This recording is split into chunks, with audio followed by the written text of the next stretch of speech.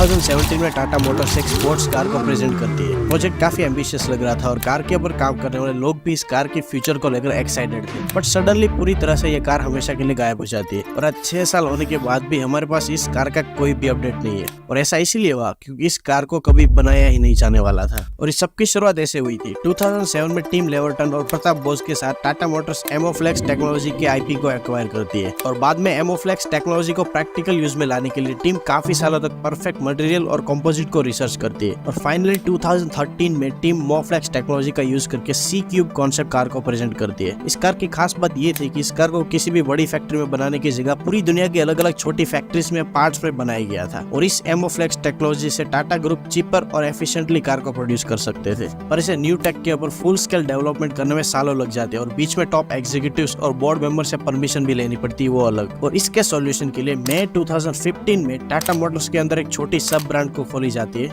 जिसको नाम दिया जाता है टेमो, जिसका मतलब होता है टाटा मोबिलिटी सॉल्यूशंस। टेमो का एक ही काम था, टाटा को फ्यूचर रेडी करने के लिए शॉर्ट टाइम में जितने हो सके उतने ज्यादा इनोवेशन करना और उसे टेस्ट करना, वो भी low volume and low budget के साथ। टेमो एक ओपन प्लेटफॉर्म की तरह काम करने वाला था जो नए ग्लोबल स्टार्टअप्स और टेक कंपनीज के साथ क्लोजली काम करके ट्रेंड्स को टाइम से पहले ही कॉन्सेप्चुअलाइज कर सकता था। टेमो को काम करने के लिए टाटा 250 करोड़ रुपए का ऑपरेटिंग कैपिटल प्रोवाइड करते हैं और फाइनली टेमो एक नए रेवोल्यूशनरी प्रोडक्ट को बनाने में लग जाता है। ट्रेडिशनली पहले कार को डेवलप किया जाता था और बाद में उस कार के लिए टेक को बनाया जाता था, पर टेमो इसका बिल्कुल उल्टा करती है। वो बहुत सारे टेक्नोलॉजी को लेते हैं और फिगर आउट करने में लग जाते हैं कि इस टेक्नोलॉजी के अराउंड कैसे कार को प्रोड्यूस किया जा सके और इसी आइडिया की वजह से शुरुआत होती है प्रोजेक्ट रेसमो की। कार के डेवलपमेंट के बारे में फाइनली ब्रेनस्टॉर्मिंग शुरू हो जाती है। पहले तो टेमो की टीम सिर्फ एक डिजाइन स्टडी करना चाहती थी, पर बाद में वो फुली फिजिकल कार को बनाने का सोचने लगते हैं। टीम का विजन था एक ऐसी कार को बनाना जिसमें सुपर कार्स के एलिमेंट हो, साथ में वो एक्सेसिबल एंड अफोर्डेबल भी हो। और ये कोई आम कार नहीं होने वाली, ये कार डिजिटली कनेक्टेड कार होने वाली थी जो दूसरी कार्स और मल्टीमीडिया डिवाइसेस के साथ मिलकर एक्टिवली कनेक्ट रहकर एक डिजिटल इकोसिस्टम बनाने वाली थी। और डिजिटल इकोसिस्टम बनाने के लिए टेमो टीम माइक्रोसॉफ्ट के साथ पार्टनरशिप करती है। कार को खास करके इस तरह डिजाइन किया जाने वाला था ताकि ऑनलाइन गेमर्स को भी कार की डिजाइन कंपेलिंग लगे, क्योंकि टेमो टीम चाहती थी कि यंगर जनरेशन उनकी कार को एक्सेस करे और उसे फील करे और फ्यूचर में इसे ऑन करने का सपना देखे। ये car specially risk taking adventure loving car enthusiast के लिए बनाई जाने वाली थी, जिसमें माइक्रोसॉफ्ट की हेल्प से advance navigation, predictive maintenance, remote monitoring और लाइव कार अपडेट जैसे फीचर्स ऐड किए गए थे। और ये सब माइक्रोसॉफ्ट की क्लाउड बेस्ड टेक्नोलॉजी की वजह से पॉसिबल था। ये एक ऐसी कार होने वाली थी जिसको आप रियल लाइफ में रेस ट्रैक में ले जा सकते थे और चाहो तो घर बैठकर वीडियो गेम में भी अपने फ्रेंड के साथ इस कार को ड्राइव कर सकते थे। फाइनली कार को बनाने के लिए टीम को बनाने का काम शुरू हो जाता है। कार का इंजीनियरिंग सपोर्ट सारा पुणे से मिल रहा था। टेमो में मुश्किल से 30 से 40 लोग काम कर रहे थे और कई बार तो उनको दूसरे इंजीनियर्स को भी टेमो में काम करने के लिए टाटा में से छुपके से लाना पड़ता था। टाटा के पास UK, Italy, Korea and India में बहुत सारे R&D सेंटर्स अवेलेबल थे, जिसमें से कार का डिजाइन का काम इटली के टूरिन स्टूडियो में किया गया था। कार को डिजाइन करने के लिए वर्ल्ड फेमस डिजाइनर मार्सेलो गांधीनी को बुलाया जाता है, जिन्होंने कुंटाश और ब्यूरा जैसे आइकॉनिक कार को भी डिजाइन किया है। कार इंडिया पर फोकस थी, इसलिए कार को इस तरह डिजाइन किया गया था ताकि वो इंडियन रोड्स पर भी चल सके। साथ में कार को इस तरह डिजाइन किया जाने वाला था ताकि उसको एज ए डेली ड्राइवर भी यूज किया जा सके और उसे रेस ट्रैक में भी यूज किया जा सके। कार की पूरी बॉडी स्टाइल को लोटस एलिस और अल्फा रोमियो 4C से इंस्पायर्ड होकर बनाया गया था। पर जब कार की फाइनल डिजाइन निकल कर आई तो पूरी तरह से दोनों कार से अलग लग रही थी। साथ में रेसमो में टाटा मोटर्स का इम्पैक्ट डिजाइन एलिमेंट्स भी ऐड किए गए थे, जैसे कि ह्यूमैनिटी लाइन, स्लिंगशॉट लाइन और डायमंड DLO, जिसे देखकर ही पता चल जाता था कि ये टाटा की कार है। टीम का टारगेट था कि पहले प्रोटोटाइप का वेट 800 किलोग्राम हो और इसीलिए बॉडी पैनल्स प्लास्टिक के यूज किए जाते हैं, जिसको एरोडायनेमिक शेप दिया जाता है। कार को डेवलप करने के लिए पुणे से ERC और यूके से TMETC की भी एक्सपर्टीज दी जाती है। कार को इनोवेटिव एमोफ्लेक्स मल्टी मटेरियल सैंडविच प्लेटफॉर्म का बनाया गया था।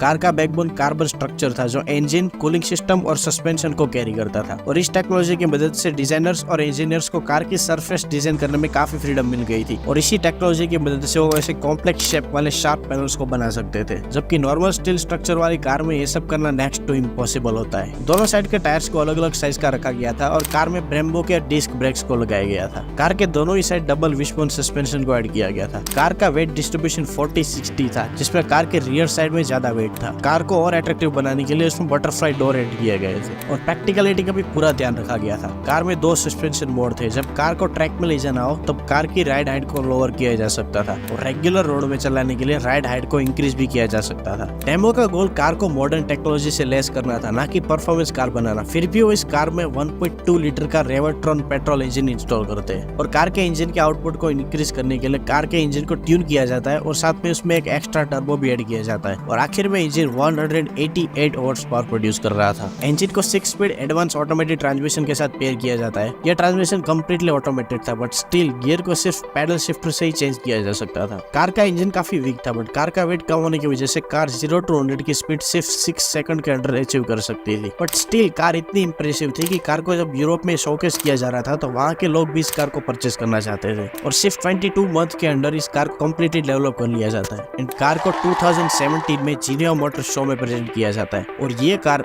उस साल का सबसे बड़ा डिजाइन अवार्ड भी जीत जाती है। People were shock to see this car. Overall लोगों के रिएक्शन काफी पॉजिटिव थे। लोग कार के पावर नंबर्स को लेकर काफी सेटिस्फाई नहीं थे, बट स्टिल लोग इस कार को बाय करना चाहते थे। अगर ये कार लॉन्च होती तो इस सीधे DC अवंती से कम्पीट करने वाली थी, which was not huge deal for company like Tata। Officially car की प्राइस को डिस्क्लोज नहीं किया गया था, पर एस्टिमेट किया जा रहा था कि कार की प्राइस 25 लाख रखी जाएगी। और साथ ही में जून 10, 2018 में माइक्रोसॉफ्ट प्लेग्राउंड गेम्स को एक्वायर कर लेते और उनकी दोनों गेम्स फोर्जा होराइजन 3 और 4 में टेमो रेस्मो को ऐड कर दिया जाता है। टेमो रेस्मो इंडिया की पहली ऐसी स्पोर्ट्स कार थी जिसको ऐसी AAA गेम में ऐड किया गया था। कार को ज्यादा एक्सपोजर देने के लिए माइक्रोसॉफ्ट टेमो रेस्मो कार को फोर्जा होराइजन 3 में सबको फ्री में दे देते हैं और सिर्फ 8 महीने के अंदर ही ऑलरेडी 2.2 मिलियन प्लेयर इस कार को एक्सपीरियंस कर चुके थे। टेमो का सबसे पहला प्रोडक्ट शोकेस सक्सेसफुल रहा था और इनिशियली 100 कार को बनाया जाने वाला था और बाद में मिस्टर लेवंटन भी ये अनाउंस करते हैं कि टेमो 2020 तक दूसरे 2 प्रोडक्ट और लॉन्च करेगा। बट देन सब कुछ बदल जाता है। कंपनी का ईयरली अर्निंग रिपोर्ट आता है जिसमें टाटा का ये सेल्स के मामले में सबसे खराब साल रहा था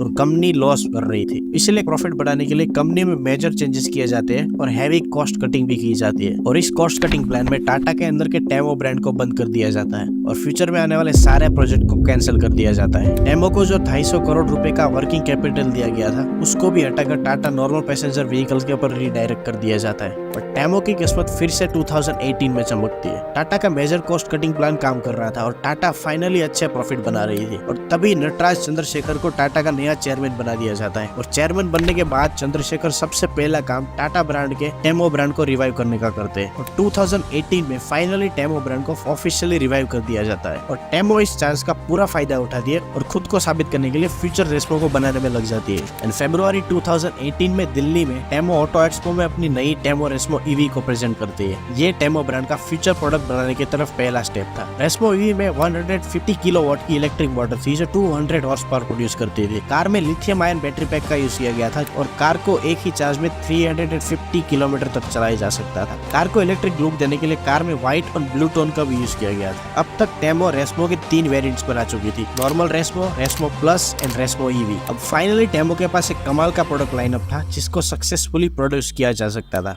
बट देन सडनली टेमो ब्रांड फिर से गायब हो जाती है। 2020 में कोविड आ जाता है और पूरी कंपनी फिर से लॉस में चली जाती है। एंड अब कोविड खत्म हो जाने के बाद टाटा सिर्फ ईवीज के ऊपर काम कर रही है। बट 6 साल होने के बाद आज भी हमें टाटा टेमो का कोई भी अपडेट नहीं मिला है। And I think Temu is officially dead.